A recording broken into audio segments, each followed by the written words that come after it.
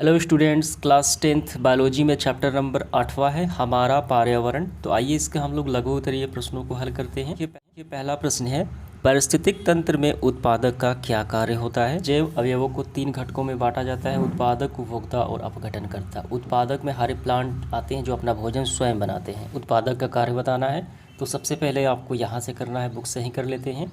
एक पारिस्थितिक तंत्र में हरे पौधे की उपस्थिति अनिवार्य है क्योंकि ये निम्नलिखित कार्यों का संपादन करते हैं। पहला काम क्या है, देखिए इनका, ये पारिस्थितिक तंत्र आपको यहाँ से प्रारंभ करना है। ये पारिस्थितिक तंत्र में रहने वाले जीवों का प्रकार का निर्धारण करते हैं। इसका मतलब क्या हुआ, मतलब यही बताते हैं कि उत्पादक ही बताते हैं, यानी उत्पादक को जो खाने वाले होते हैं, ठीक है, जो उत्पादक को खाएंगे वो शाकाहारी हो जाएंगे, जो नहीं खाएंगे वो मांसाहारी हो जाएंगे। यानी यही उत्पादक जो है वो जीवों के प्रकार का निर्धारण करता है, शाकाहारी और मांसाहारी। दूसरा है, ये सौर ऊर्जा यानी सोलर एनर्जी को समस्त जीवों के लिए ऊर्जा के मूल स्रोत है और प्रग्रहण करने में समर्थ है। यानी जो सूर्य से ऊर्जा प्राप्त होती है तो सबसे पहले कहाँ आती है, वो उत्पादक में आती है। क्यों आती है, क्योंकि ये स्वपोषी होते हैं और इनमें प्रकाश संश्लेषण की क्रिया होती है, ठीक है। तो आहार श्रृंखला के प्रथम चरण में पोषी स्तर में यही आते हैं उत्पादक, तो सूर्य के डायरेक्ट ऊर्जा इन्हीं में आती है, ठीक है, और इसी के बाद ही जाती है अन्य जीवों में। तीसरा क्या है, ये मिट्टी के प्रमुख तत्वों को अवशोषित करने में समर्थ है। मिट्टी में जो पोषक तत्व पाए जाते हैं कार्बनिक पदार्थ में, जैसे खनिज लवण, नाइट्रोजन, फास्फोरस, तो ये सारे प्लांट अवशोषित कर लेते हैं और इससे क्या होता है कि प्लांट को खाने वाले जो जीव होते हैं उनमें चला जाता है, ठीक है। ये वायुमंडल में ऑक्सीजन और कार्बन डाइऑक्साइड संतुलन बनाए रखते हैं प्रकाश संश्लेषण द्वारा। तो प्लांट के द्वारा ही वायुमंडल में ऑक्सीजन रिलीज किया जाता है, यानी बैलेंस किसके द्वारा होता है, पेड़ पौधे के द्वारा ही तो होता है। तो उत्पादक के कार्य यही है, यही चारों आपको लिखना है। तो देखिए क्वेश्चन नंबर दूसरा क्या है, आहार श्रृंखला से आप क्या समझते हैं, यानी फूड चैन की हमें परिभाषा करनी है। फूड चैन की परिभाषा हम ऐसे करेंगे, एक पारिस्थितिक तंत्र में ऊर्जा का एक पथीय प्रवाह उसमें स्थित श्रृंखलाबद्ध तरीके से जुड़े जीवों द्वारा संपन्न होता है, ठीक है। जीवों की इस श्रृंखला को आहार श्रृंखला कहते हैं। देखिए यहाँ पे क्या है कि पारिस्थितिक तंत्र में जो ऊर्जा का स्थानांतरण होता है वो एक पथीय होता है, यानी पहले किस में आएगा, उत्पादक में, फिर उपभोक्ता में, फिर उच्च कोटि के उपभोक्ता में आएगा, ठीक है। तो ऊर्जा के प्रवाह को पारिस्थितिक तंत्र में जो श्रृंखलाबद्ध तरीके से होता है तो इसी को कहा जाता है आहार श्रृंखला, ठीक है। ये देखिए यहाँ से आपको यहाँ तक करना है कि ताकि पूरा एक्सप्लेन हो जाए। सौर ऊर्जा का देखिए प्रग्रहण, यानी जो ग्रहण करते हैं उत्पादक जीव हरे प्लांट करते हैं। उत्पादक को प्राथमिक उपभोक्ता उन्हें कहा जाता है, और जिन्हें उत्पादों को शाकाहारी जंतु खाते हैं। फिर शाकाहारी जंतु को द्वितीयक उपभोक्ता, ठीक है, फिर शाकाहारी जंतुओं को द्वितीय उपभोक्ता यानी मांसाहारी खाते हैं। शाकाहारी कौन खाते हैं, द्वितीय उपभोक्ता, इसे मांसाहारी कहा जाता है। फिर उच्च श्रेणी के मांसाहारी जंतु तृतीय उपभोक्ता के रूप में खा सकते हैं। तृतीय उपभोक्ता में उच्च श्रेणी के मांसाहारी आ गए। तो इस प्रकार भोजन के रूप में ऊर्जा का प्रवाह एक जीव से दूसरे जीव में सदा एक पथीय दिशा में होता है और यही आहार श्रृंखला कहा जाता है। देखिए तो यहाँ पे समझिए, उपभोक्ता को 3 श्रेणियों में बांटा जाता है, ठीक है। तो उपभोक्ता क्या होते हैं, जो पूर्ण रूप से अपने पोषक के लिए उत्पादकों यानी प्लांट पे डिपेंड होते हैं, और ये 3 होते हैं, प्राथमिक, द्वितीयक और तृतीयक।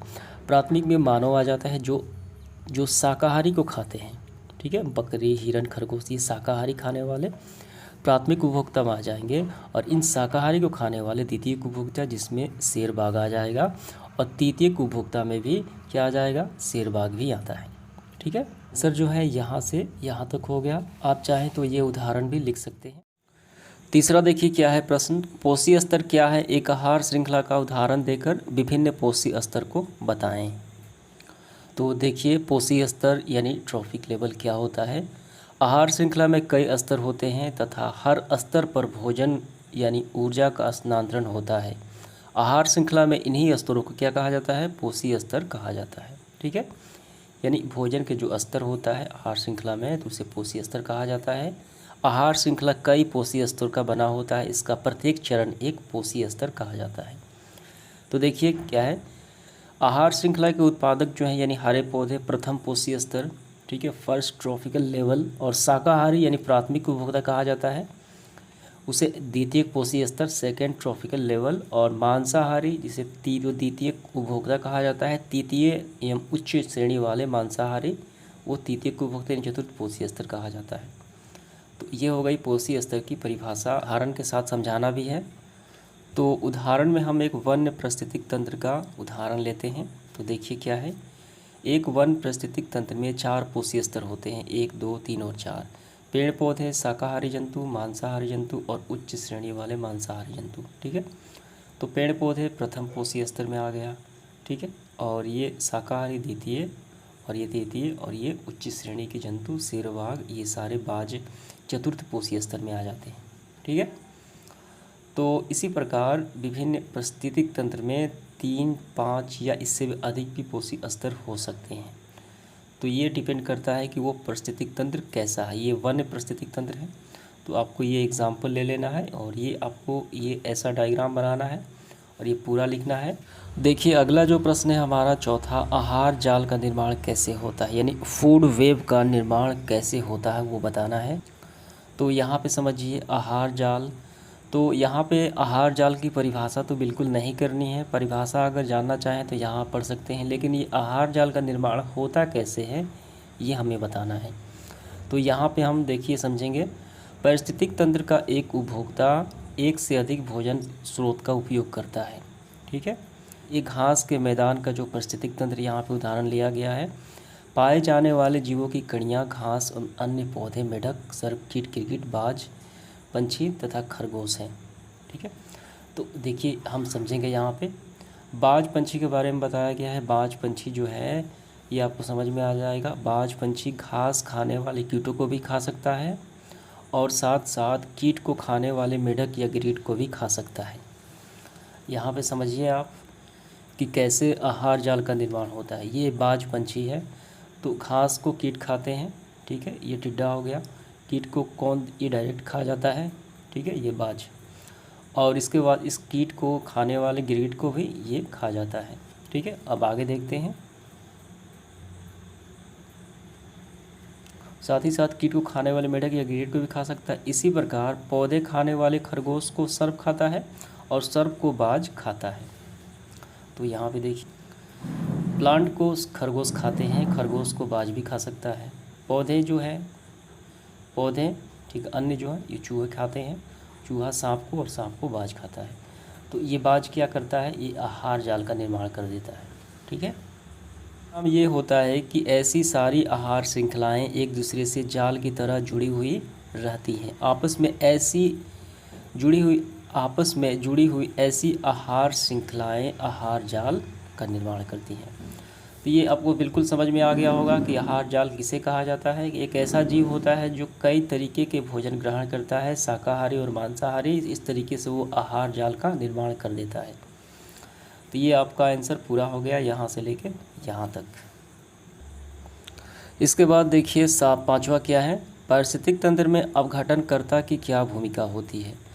तो अपघटनकर्ता का मतलब आपको क्या समझ में आया कि सड़े गले पेड़ पौधे जानवर के जो अवशेष होते हैं उसे सूक्ष्मजीवों कवकों द्वारा अपघटित कर लिया जाता है। ठीक है, उसे कहा जाता है अपघटनकर्ता। तो इसका क्या भूमिका होती है पर्यावरण में, इसका क्या भूमिका होती है पारिस्थितिक तंत्र में अपघटनकर्ताओं की। तो सबसे पहले आपको लिखना है ऐसे, पारिस्थितिक तंत्र में संतुलन बनाए रखने में अपघटनकर्ता की महत्वपूर्ण भूमिका होती है। ये पहले आप लिखिए और वो लिखने के बाद यहाँ से प्रारंभ करना है। जंतु और जंतुओं एवं उपभोक्ता, जंतु और जंतुओं के मृत शरीर तथा जंतुओं के वज्र पदार्थों का जीवाणु और कवकों के द्वारा अपघटन किया जाता है, अतः जीवाणु और कवक अपघटनकर्ता या अपमार्जक कहलाते हैं। ये अपघटन के द्वारा मृत जीवों के शरीर और वज्र पदार्थ में उपस्थित कार्बनिक पदार्थ को कार्बनिक तत्वों में तोड़कर मुक्त कर देते हैं। ठीक है, गैसीय तत्व जैसे नाइट्रोजन ऑक्सीजन वायुमंडल में चला जाता है, जबकि अन्य ठोस द्रव पदार्थ मिट्टी में मिल जाते हैं और फिर जलमंडल में के भाग बन जाते हैं।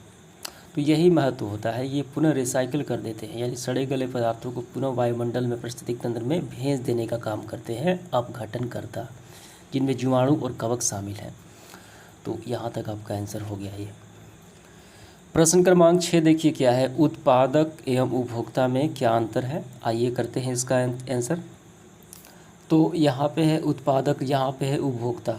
तो पहले नंबर पे ऐसे जीव आते हैं जो प्रकाश संश्लेषण के द्वारा अपना भोजन स्वयं बनाते हैं। जो हरे उत्पादक, जो हरे पौधे होते हैं प्लांट, वो उत्पादक कहे जाते हैं। और उपभोक्ता में देखा जाए तो ऐसे जीव आते हैं जो भोजन के लिए दूसरे पे निर्भर करते हैं, दूसरे पर डिपेंड करते हैं। यानी प्लांट के छोड़ के सभी उपभोक्ता में आते हैं। ठीक है, सारे जंतु उपभोक्ता कहलाते हैं, मानव भी इसमें शामिल है। दूसरा देखिए क्या है, उत्पादक एक ही प्रकार के होते हैं, अर्थात सभी पेड़ पौधे उत्पादक में आते हैं। और इसमें देखिए उपभोक्ता में कई प्रकार के उपभोक्ता होते हैं, प्राथमिक, द्वितीयक और तृतीयक। इनके आहार के क्रम के अनुसार, यानी कैसे आहार ये ग्रहण करते हैं, शाकाहारी मांसाहारी, उस अनुसार ये उपभोक्ता यानी इनका वर्गीकरण होता है। ठीक है, सभी जंतु और मानव भी इसमें शामिल है। बस इसका आंसर हो गया। अगला सवाल देखिए 7वां क्या है, पारिस्थितिक तंत्र के विभिन्न घटकों को एक चित्र से हमें दर्शाना है। तो ये बिल्कुल आसान प्रश्न है। तो हम जानते हैं कि पारिस्थितिक तंत्र के 2 घटक होते हैं, एक जैव होता है और दूसरा अजैव होता है। पहले आपको यहाँ से करना है, जीवमंडल के विभिन्न घटक तथा उनके बीच ऊर्जा एवं पदार्थ का आदान प्रदान सभी एक साथ मिलकर पारिस्थितिक तंत्र का निर्माण करते हैं। ठीक है, तो ये आपको परिभाषा लिखना जरूरी है। और उसके बाद हमें यहाँ से करना है, इसके अजैव घटक में जो अजैव जिसमें जान नहीं होती, जिसमें जीवन नहीं होता है, जैसे मृदा, वायु, ठीक है, जल, प्रकाश, ताप आदि। और जैव घटक में जिसमें जीवन होता है, जान होता है, पौधे, जंतु, मानव एवं सूक्ष्म जीवधारी आते हैं। तो हमने यहाँ पे पारिस्थितिक तंत्र को बता दिया और इनके दोनों घटकों को बता दिया। अब यहाँ से ये दोनों हो गया, ठीक है, यहाँ तक हो गया। अब इसके बाद ये आपको डायग्राम बनाना है। तो हमें इस प्रश्न में मुख्य रूप से चित्र द्वारा दर्शाना ही है, यानी इस डायग्राम की मदद से सिर्फ बताना है। तो आपको ऐसे ही लिखना है पारिस्थितिक तंत्र, तो आपको ऐसे ही बनाना है पारिस्थितिक तंत्र। इसके 2 घटक हो गए, पहला अजैव जिसमें जीवन नहीं होता, जान नहीं होता, दूसरा जैव पदार्थ जिसमें जान होता है, जीवन होता है। ठीक है, तो ये आपको डायग्राम तैयार करना है। अगला सवाल देखिए 8 नंबर, जैव आवर्धन किसे कहते हैं। तो जैव आवर्धन की परिभाषा हम ऐसे करेंगे, आहार श्रृंखला में जब जैव अनिम्नकरणीय पदार्थ होते हैं, जैसे पीड़कनाशी, रेडियो सक्रियता, ठीक है, रेडियो सक्रिय पदार्थ, कीटनाशक, रसायन, जो आसानी से अवघटित नहीं हो पाते, सड़ते गलते नहीं हैं, जो हानिकारक होते हैं, उनका पहले पोषी स्तर से दूसरे अगले पोषी स्तर में चले जाना, वो कहलाता है जैव आवर्धन, बायो मैग्निफिकेशन ये कहा जाता है। तो ये आपको समझ में आ गया। जैव अनिम्नकरणीय पदार्थों का एक पोषी स्तर से दूसरे पोषी स्तर में स्थानांतरण ही कहलाता है जैव आवर्धन। 9 नंबर देखिए क्या है, जैव अनिम्नकरणीय अवशिष्टों से पर्यावरण को क्या हानि पहुंचती है। जो पदार्थ जो सड़ते गलते नहीं हैं, वायुमंडल में बने रहते हैं, ठीक है, जैसे प्लास्टिक हो गया, डीडीटी हो गया, रासायनिक कीटनाशक हो गया, रेडियो सक्रिय पदार्थ हो गए, ये सारे क्या हैं, अनिम्नकरणीय पदार्थ हैं। तो ये पर्यावरण को क्या हानि पहुंचाते हैं वो बताना है। तो इसका आंसर हम ऐसे करेंगे, जैव अनिम्नकरणीय अवशिष्टों पदार्थ जैसे लंबे समय तक नष्ट नहीं होते, तो परिणाम स्वरूप इनके जमाव से जल प्रदूषण, वायु प्रदूषण, मृदा प्रदूषण जैसी समस्याएं उत्पन्न हो जाती है। इससे मौजूद रसायन मृदा द्वारा फल, सब्जियों तथा अनाज में अवशोषित होकर मनुष्य तक पहुँच जाते हैं और बीमार करते हैं। ठीक है, अगला सवाल देखिए क्या है हमारा 10 नंबर, कचरा प्रबंधन कैसे किया जाता है। तो इसका मतलब क्या हुआ, कचरा मतलब प्रबंधन मतलब वेस्ट प्रोडक्ट जो होता है, ठीक है, तो वेस्ट मैनेजमेंट यानी कचरों का प्रबंधन, कचरों का दूर का किया जाना, उसको नष्ट किया जाना, ठीक है, वो कैसे किया जाता है। तो कचरा प्रबंधन में देखिए क्या है, कचरों को वैज्ञानिक तरीके से समुचित निपटारा कचरा प्रबंधन कहा जाता है। तो यहाँ से करना है, बड़े बड़े शहरों, पार्कों, मनोरंजन या पर्यटन स्थलों पर भीड़ भाड़ वाले जगहों में कचरे की एकत्र करने के लिए बड़ी बड़ी धानियाँ बिन रखी जाती है। ठीक है, तो जिनमें जैव निम्नीकरणीय और जैव अनिम्नीकरणीय अवशिष्टों के लिए अलग अलग धानियाँ भी हो सकती हैं। इस तरीके से कचरा प्रबंधन किया जाता है, इन दोनों को अलग अलग रखा जाता है और उन्हें शहर से दूर ले जाकर उन्हें जला दिया जाता है या गड्ढों में भर दिया जाता है। तो ये समझ में आ गया आपको कैसे करना है। अगला प्रश्न देखिए 11 नंबर, ओजोन क्या है, इसके स्तर के अवक्षय होने में हमें क्या नुकसान हो सकता है। तो ओजोन ऑक्सीजन के 3 परमाणु से बनी एक परत होती है, यानी O3 इसे कहा जाता है। ठीक है, जो वायुमंडल के 15 किलोमीटर से लेकर 50 किलोमीटर ऊंचाई वाले क्षेत्र में पाया जाता है। ये रहा, ये ओजोन स्तर है। ये तो हो गई ओजोन की परिभाषा क्या है और इसका क्या काम है। तो ये जीवधारियों के लिए अत्यंत महत्वपूर्ण भूमिका निभाती है। सूर्य के प्रकाश में उपस्थित हानिकारक पारावैंगनिक किरणें अल्ट्रावायलेट रे को अवशोषित कर लेती है, ठीक है, जो मनुष्य में त्वचा कैंसर, मोतियाबिंद, अन्य प्रकार की उत्परिवर्तन जो बीमारियां जन्म लेती हैं उनको से रक्षा करती है, ठीक है। अगर पारावैंगनिक किरण धरती धरातल पर आ जाएं तो इससे हो सकता है बीमारियां। तो ये पूरा आपका हो गया। इसके बाद 12 नंबर देखिए, अगर किसी पोषी स्तर के सभी जीवों को नष्ट कर दिया जाए तो इसका पारिस्थितिक तंत्र में क्या प्रभाव पड़ेगा। तो इसका आंसर यहाँ से लेके यहाँ तक करना है ताकि अच्छे से एक्सप्लेन हो जाए। देखिए, अगर हम समझें कि अगर पारिस्थितिक तंत्र में किसी एक जीव जो समूह है उसको नष्ट कर देते हैं हम लोग एक स्तर को, जैसे हम मांसाहारी बाघ को ही ख़त्म कर दे तो क्या होगा, हिरण की संख्या ज़्यादा बढ़ जाएगी, शाकाहारी वालों की, जो सभी खेतों को नष्ट कर देंगे, फसलों को, ठीक है। अगर सभी हिरण को मारते हैं तो क्या होगा, मांसाहारी की संख्या ज़्यादा हो जाएगी, फसल ज़्यादा हो जाएंगे, तो फसल हो जाएगी ज़्यादा, घास ज़्यादा हो जाएंगे, तो बाघ घास तो खाता नहीं है तो वो तो मर जाएगा। यानी शाकाहारी जो जीव है वो क्या है, वो तो ख़त्म हो चुके हैं, तो बाघ उनको नहीं खा पाएगा। इससे क्या होगा कि जो पारिस्थितिक तंत्र है, ठीक है, उस पर असंतुलन पैदा हो जाएगा।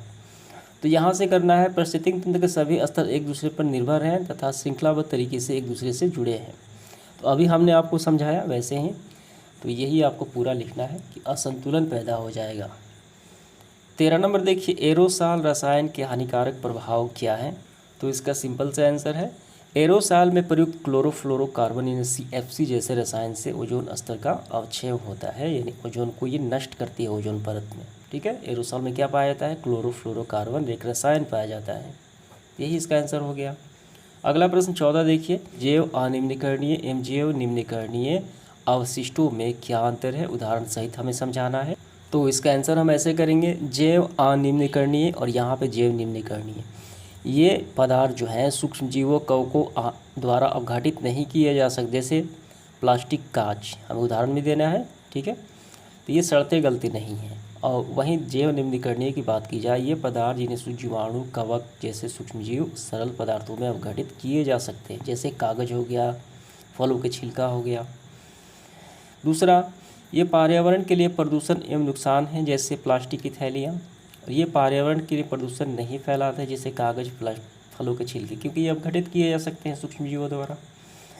तो दो अंतर काफ़ी है। इसके बाद इस सेशन का आखिरी सवाल 15 देखिए, निचले पोषी स्तर पर सामान्यतः ऊपरी पोषी स्तर की तुलना में जीवों की संख्या अधिक क्यों रहती है। कहाँ अधिक रहती है, निचले पोषी स्तर पर, यानी उत्पादक की बात की जाए, प्लांट की बात की जाए, तो उसका कारण क्या है। तो यहाँ पे समझिए, यह पिरामिड की आकृति क्या बताती है कि नीचे वाले पोषी स्तर में जीवों की संख्या ज़्यादा है ऊपर वाले की तुलना में, जैसे हम ऊपर जाएंगे कम होती जाएगी, ठीक है।